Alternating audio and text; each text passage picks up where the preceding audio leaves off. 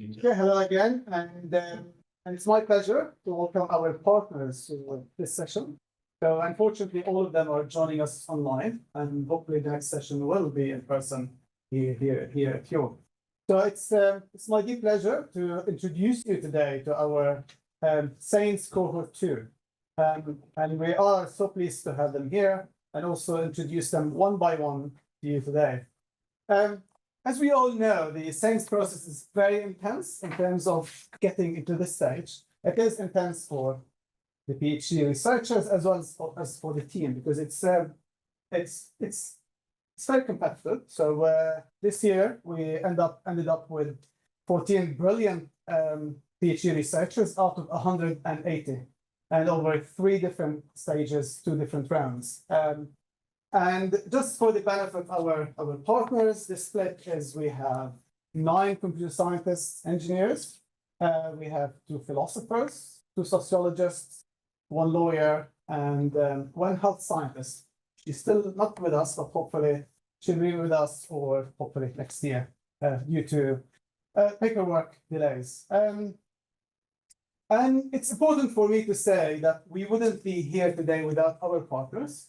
So I do remember during the interview process for the whole CDT, I remember one senior colleague saying that the partners we have and the kind of support we received would lift the whole thing up and just secure this. And this person was right. So we are so grateful for the brilliant partners we have, as well as the special kind of support they offered us. Before we move on and introduce our new cohort one by one, earlier this year, we had our last leadership meeting for the year, and we called next year the partnerships year, as it were. So I know that our cohort 1 were patient with us in terms of telling them just finish your training and then we'll fully engage with our partners. But now we no longer have any excuses for running all of these brilliant events that we planned in terms of bringing the whole community together, and hopefully for all parties, especially our partners, to start getting all sorts of benefits of engaging with the community.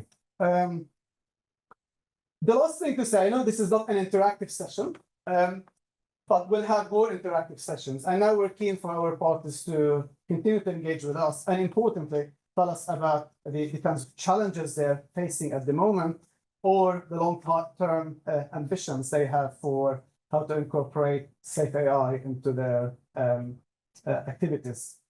But with that, I'm pleased to start the process and have our first PhD researcher introducing herself, Kim.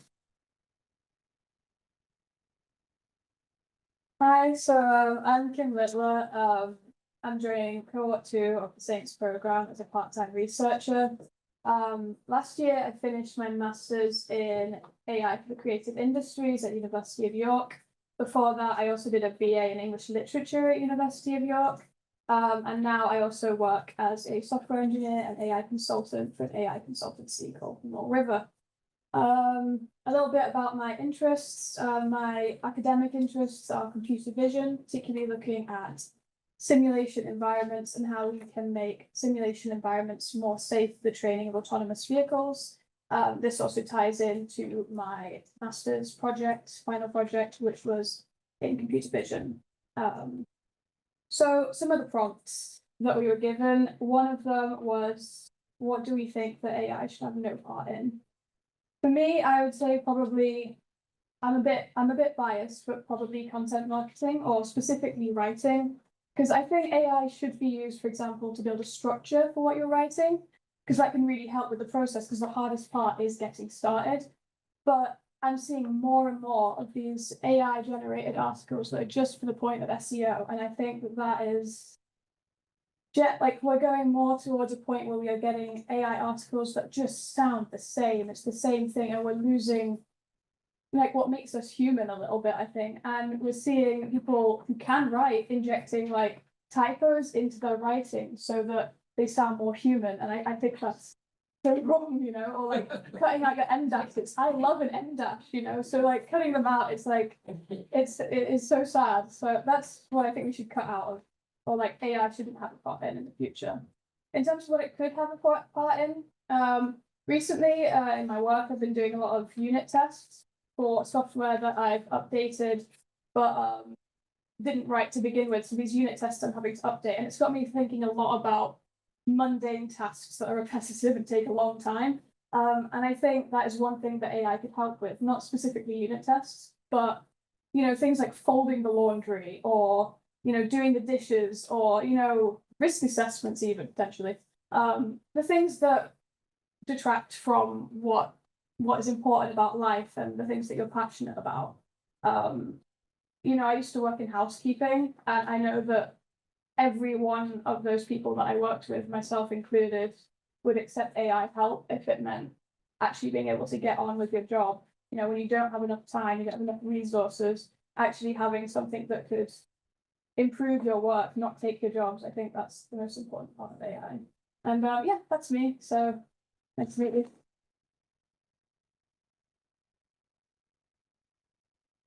Hello, so my name's Oliver, and I'm interested in the quantification of AI uncertainty and how that can be presented to people. So a bit about myself. I did an undergraduate degree in computer science, and I did my dissertation on natural language processing, or more specifically, it was sentiment analysis. Took a year out to do some programming work. Then I decided to go back into the world of academia with my master's degree, which was in applied linguistics. And that brings me to today. So the problem that I think AI would be most able to solve is, or the best problem that it could be able to solve would be with the effective throughput in hospitals. So I think there's quite a long waiting list a lot of time in the NHS, for example.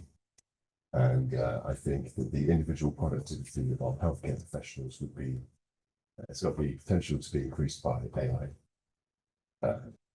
Very much.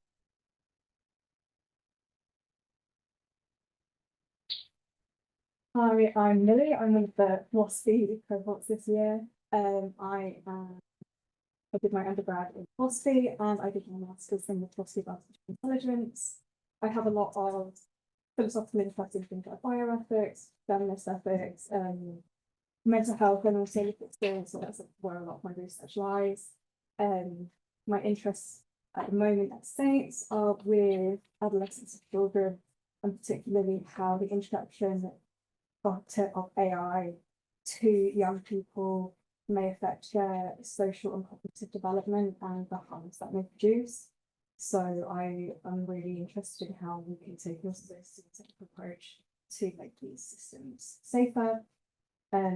Outside of that, I'm also intrigued, like Oliver, how we can use systems in hospitals and NHS to ease waiting lists, but particularly with women's health. There's 10-year waiting lists with things like endometriosis and PCOS diagnosis.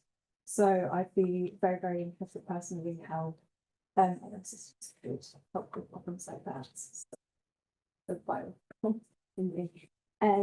yes, that's the main research that I'm interested in.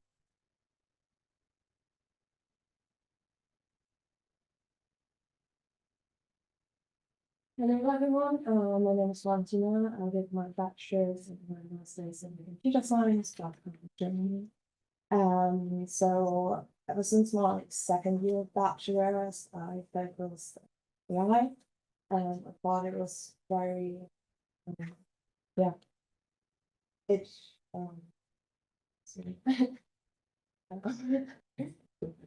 yeah, it's very like fascinating, and then really by chance, I ended up working in robustness or lane detection for my bachelor thesis. And I found this field of like proving safety for this fascinating technology really enlightening. And yeah, then ever since that, I ended up working, doing internships in different parts of safety for AI. And it was always like quite multidisciplinary, but mostly it was engineers I got to work with, like different fields of engineering, but always engineering. And I always felt like there was this part missing, you know, the really hard, like those discussions about more of the sense of things. So that's really what led me to be here at Saints. And I'm really happy to get to work with people from different disciplines over the next year, discuss all those things that we're really passionate about, and yeah, go through that journey together. And yeah, I think I'm like a little bit on a different side about like what AI should have no part of. Because I believe that like it's less about saying like, no, you can't use AI for that, but more about like making AI safer and making it like worthy of our trust. But yeah, I think some of my colleagues would have a different opinion on this and I'm not discuss about it. Yeah, that's me. Hi everyone, my name is Faisal. I've got a background in philosophy and public policy. So I did my undergraduate degree in philosophy at the University of St Andrews with a focus on applied ethics. And then I did my master's degree at the London School of Economics and Philosophy and Public Policy. My dissertation focused on the prevalence of implicit racial and gender biases in decision-making AI systems and their effects on exacerbating social inequalities. I've got a background in the public sector and the private sector. So in government, I worked for the UAE government on leading research flagship on the ethical implications of data sharing. And I've also worked for Ireland's national funding body for STEM research and trying to make it more accessible to the wider community. And then in industry, I've worked on policy development at Microsoft's MENA headquarters in the United Arab Emirates. Specifically on working on trying to stop anti-piracy growing. And then most recently, I worked for Sony AI's ethics research flagship, specifically in the field of computer vision. And my role there was to try and get individuals from different fields in civic society, academia, industry to work together towards ethical data set collection and working on consortia like that. One of the prompts we were given was why I applied to Saint specifically. And I think it was the emphasis on how interdisciplinary it was, because I think that word is thrown around a lot in academia. It's quite, well, I don't know if it's novel anymore, but it's quite fashionable. And one thing I've been really impressed with was how much they emphasized it as part of the application process with Saints. And just being part of this cohort for a week and a bit, I mean, we're still all getting to know one another, but I've just been very kind of impressed with how willing everybody has been to kind of interact with each other and to get to know one another's disciplines. And I'm really looking forward to taking that forward. And then just, I guess, another thing about me is I'm a very strong proponent of science communication in general. And I think that's something that I'd like to integrate quite strongly into my PhD moving forward, and very much looking forward to it. Thanks.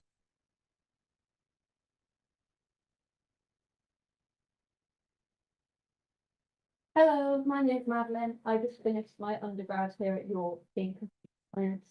I did a placement year at an insurance company where I helped build models for claims teams and the underwriters teams, try and help them detect fraud and also to manage all the new business coming in.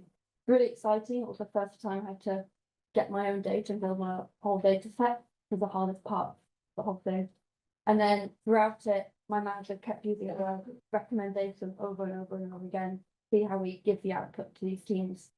And so the word recommendation comes to me, and I kept it. So when it was time for me to pick my final year project, I took my love for reading and for books, and I tried to improve the book structure at Goodreads. Has a funny recommendation process and it isn't always the best. And I really loved it. I loved all the different metrics you can use, all the assurances, all the different kinds of architectures and models. And then I'd like to carry that on, look at LLMs and recommenders working together. And then more of a personal love, but where I don't want AI to get involved in is the radio. In my family, love the radio. It's always on. I love Radio 4, the World Service. I love learning from it. Really passive way of learning. You don't really get to pick like you do with music and the TV. It kind of just comes to you and you have to take it on. There's also no screen and it's free. So I think that's really important. It's also really human. I think you get a lot of people calling in. It can be a bit messy when people call in and never really want to hang up. But it's really fun. Yeah, that's me. Thank you.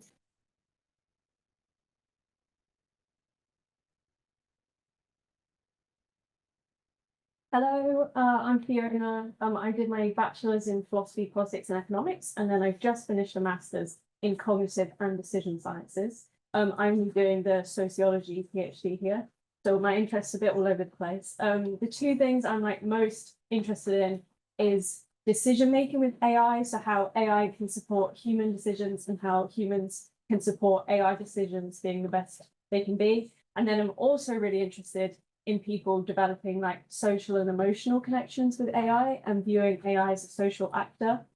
So I'd be like really interested in projects, particularly that like combined those two things. So like the effect of AI decisions on social things. So AI being used in like public services or healthcare, and then also the effect of like social and emotional connections with AI on human decisions. So for example, that could be like when someone's waiting for mental health services and they can have a AI in the meantime to interact with and supporting people to make better decisions in their life in that time. Or there could also be like some negatives and risks there with like manipulation, people using AI as friends in a problematic way. Yeah, so benefits and risks there.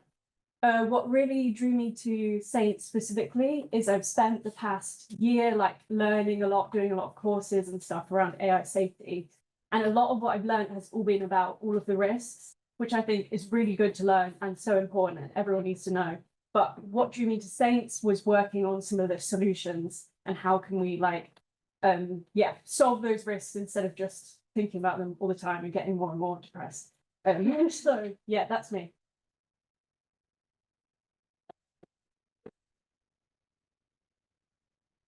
Good morning, everyone. My name is Andrew. My background is computer science as well. I've spent the last decade or so working in industry, though 3 years. 3 years of that was as a degree apprentice. I came back and did a master's degree part-time through the University of York, and I'm now starting with cohort 2. One of the prompts I picked was an interesting tool I'd come across, though Yost kind of did a much better job of it than I'm going to currently do in the next 20 seconds or so. But before I left my last job, we had a few different AI agents that kind of lived in the terminal or in the IDE. One of which was Windsurf, and that was also plugged into our Confluence, which is a bit like Notion for anyone that's used it, as well as our entire GitHub organization, which was really great because when you're dealing with, these big teams that multiple little teams that sometimes don't always follow the same patterns, you can kind of ask a question and it can go away, it can read the documents and read the repositories and kind of give you a more informed answer about where to look. A lot of my time was actually spent just tracking down, where a particular thing is defined. So I actually found that more useful than the code generation, and it took a lot of the most boring bits of my job out of the equation, which was great. Some of my interests, I've always really liked hardware, and for my master's project, I had a little Raspberry Pi cluster and which I trained a model on. So I guess my interest would be in kind of edge and IoT stuff, and basically how those deployments are going to work in the real world and how we can ensure that safe and behave predictably. That's it for me. Thank you.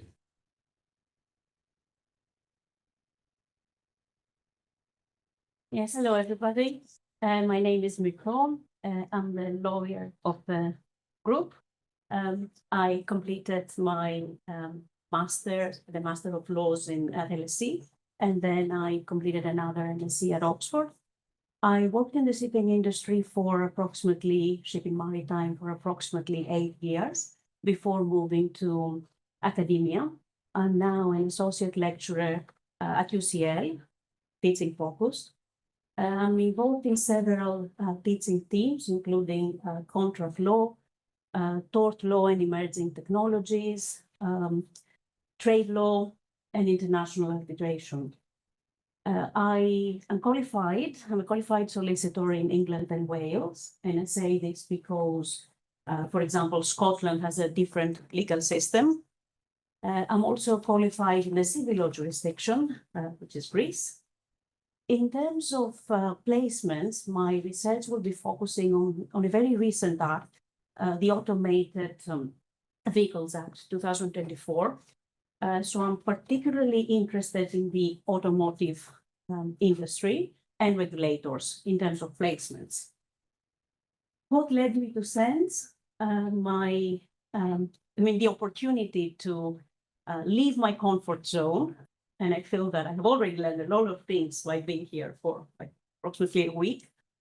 So leave my comfort zone and think outside the box, because I think that AI requires a multidisciplinary approach and understanding. Obviously, the opportunity to work for our partners, both industry and regulators. And of course, the reputation of the center and the strong commitment to responsibility, safety, ethics, and collaboration, all of which I see as essential components to what we call trustworthy AI. I very much look forward to meeting you in person. Thank you very much. Morning, folks. I'm Tom O'Neill. My background is computer science, particularly interested in the kind of user experience, user interaction side of things. For me, I'm looking at that particularly with the lens of kind of medical technology. That's when it's very personal to me. I'm a type 1 diabetic. I use a piece of medical tech that's a kind of partially autonomous system. I kind of went into that initially with the kind of traditional finger pricking stuff, bleeds on testing strips, and then you get a kind of snapshot of that moment of data, and you take your action based on that snapshot. Increasingly now, with the kind of the live kind of Bluetooth connected sensors and things like that, that's a more autonomous system than it used to be. And that's quite fundamentally changed the way in which I personally kind of interact with that system and manage my own health. So I'm interested as these get even more autonomous with the introductions of things like pumps, where there's kind of direct decisions being made by the autonomous system based on that data, how that changes how I interact with that, how people interact with that, and what it means for how equipped they are to deal with some of the edge cases. My background originally was I studied a integrated master's degree right here in York's computer science department, particular specialism in cybersecurity. I started my career originally in central government, law enforcement focused stuff, doing a lot of kind of hands-on techie, going out doing cyber incident response type stuff, thinking about cyber threat intelligence, and developing some bespoke capability that went into some international operations. After that, I moved into more of a consulting advisory role, which has worked a lot on kind of big system integrations to do with cybersecurity systems, but particularly with a kind of business analyst's hat on, thinking about how people interact with those systems, how you kind of get the right requirements, and how you get people to kind of support you with that iterative improvement of that system the whole way along through. I think what particularly drew me to Saints is this kind of multidisciplinary approach. I've got that kind of consulting background, thinking about kind of people, process, technology in that order. And that means I'm kind of very much like, okay, well, how do the people interact with this? And I'm interested to kind of get out of my comfort zone, go in the deep end a bit and do a little bit of the kind of more, programming and doing the kind of model training stuff, but also as part of that kind of wide disciplines, going completely the other way and thinking about a lot of that kind of big picture, kind of ethics and legal side of things as well. I think that York's history and kind of specialism in the safety critical area, I think is a really, really the right place to be in terms of, as there's such a kind of pace of innovation in the last few years, having those safety people as one of those key disciplines involved in it is absolutely the right thing we need to make sure that as that goes at the pace it does, that we're not introducing any harm as part of that whole thing. That's it, thank you very much.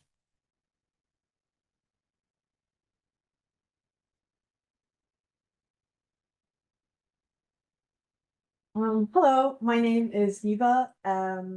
My background is in mathematics. So my bachelor's is in maths, applied maths and education, and I have a master's in maths. But in Saints, I'm actually interested in the social science part of things. And it's, I admit, a bit weird of a journey, but I've always been interested in people. I got a lot of that through the education pathway of my bachelor's. And I kind of like to describe it as, I love maths, I love technology, but I'm passionate about social justice and about people, the way they interact with technology and then with themselves and then they feel about themselves. In Saints, I'm very interested in how AI is affecting labor. So the talk that you had with us was, very interesting for me. Well, everything very interesting, but I was lucky, I guess. I thought I'd talk about a little bit about the industry placements that I'd be interested in, and it would be a policy placement. So I have some of the quantitative skills and we'll be taking on even more qualitative skills. I was a science education research intern, so in that way, I have some experience with qualitative data, sort of capturing qualitative data, doing some thematic analysis, literature reviews, things like that. And then in the prompts that we got, one of the ones where you wouldn't like AI to be integrated, I thought, you know, of course, whenever it comes to children and things to do with that, we have to be very careful. And about a week ago, I stumbled upon this sort of AI generated cartoon for kids, which was really scary. So that is kind of what came to my mind when I was looking at the prompts. I think that with sort of what people would say is the third industrial revolution with the internet, maybe more attention should have been given to how it's going to affect children. So let's not repeat that and have a better approach. So thank you. Hello, everyone. My name's Liam Kruppe. I've been hired onto the science program as a computer scientist. But when I was about 20 years old, I had absolutely no interest in computers at all. I was actually a humanities undergraduate, so I did English and philosophy, and my life plan was to write magic realist novels with a small but very dedicated fan base while I lived above a cafe in Paris. But there weren't many jobs like that going when I graduated in September 2016. So I kind of scrambled in my early 20s to put together a useful skill set. And in particular, I was interested in data science. So I got into programming really to try and solve empirical questions as opposed to programming to build websites and things like that. I eventually went back to university to do a master's in software development, and I did my thesis there in bioinformatics. So it was focusing on metabolomics and detecting particular molecules and things like blood tests. And for the last 4 years, I've worked at a major engineering consultancy doing data science. So we built models to do things like flood detection, analyze satellite imagery, and forecast risks in structures like bridges. And why have I joined the Saints PhD program? I think for me, I wanted to be a proper scientist. I wanted to be a researcher that worked on really difficult problems. And not necessarily in the business environment, being interested in things like sales and revenue and so on. So I wanted to get closer to the hard intellectual problems. Saints in particular, I think because of its focus on safety in AI. I think AI is the most interesting technology in the world, but I think the question of safety is the most kind of neglected question, as there's this kind of arms race between companies and countries to develop capability as fast as possible. The particular problems I'd like to focus on, I think we have 6 months or so to keep a very open mind, and I'm definitely doing that. But the ones that kind of take my interest right now are in the field of medical technology. So to look at things like either analyzing radiography images or detecting cancers in blood, and even particularizing treatments for cancer using things like DNA tests. But yeah, we'll see where I am in 6 months. Thanks. Okay, thanks everyone, and thanks to our partners for listening, either now or listen to the recording. That was great. So I was so pleased to hear that you're still enthused about science, even some of you are more enthused, but also the fact that we are very different. Okay, and that's a good thing. So we don't have, as part of our interview process, the model student. Okay, we have many different criteria, and we decided on those so we can be very surprised, and we are very pleasantly surprised.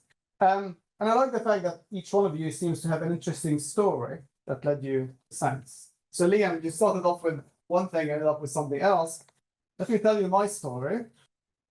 I wanted to be rich. Okay. Until I, by accident, because I was late to apply to my first degree, I wanted to do economics for my first degree, but I was late, and I ended up in this computer science course. Someone told me just start there and then you can switch. That's a good thing about the American system. And I fell in love with programming at the age of 18. I never almost touched a computer properly then because I was busy with life. Yeah, it's like just I like working with people, building teams and things like this without my social group. But the idea that I would be interacting with this thing was alien to me. But it was falling in love first sight. And in part because I had a brilliant professor who just introduced the thing, and I thought, I can do this. But this didn't mean that I left my interest in people as well as in economics. So money is still important, as well as other things. So philosophy. So I attended 4 philosophy modules of courses in the American system while doing my computer science degree. Hence, explain my weaknesses when it comes to philosophers. So that's great to hear. And keep your stories because they are important, and for many different things, because this is who we are, as well as when we approach the 3rd cohort, and you just engage with them, because then you will be representing science in the same way that our brilliant first cohort did. We want more of this in terms of diversity, but in terms of people who deeply care about the thing. And to be honest with you, if we just look at the research criteria, potentially they were both superior candidates, but they didn't make it because they were not well-rounded and special and interesting candidates the way you were. So it was great to have you. So back to our partners. As I said, this year it's we are prioritizing partnerships and collaboration, because first year was all about setting up the program, putting more emphasis on training. So our cohort 1 and cohort 2 will be more engaged with our partners from the start. And this year, even when it comes to the allocation of supervisors, as we call our industrial or policy supervisors advisors, will be more proactive in the process. So we're going to rethink the allocation of 3rd supervisors or advisors to our cohort 1, but also for cohort 2, we'll do this from the start. So we'll approach some of you about interest in certain areas, as well as your availability to act as supervisors from the start rather than at a later stage. And with that, I'd like to thank everyone for their attention, our cohort 2 for their introductions,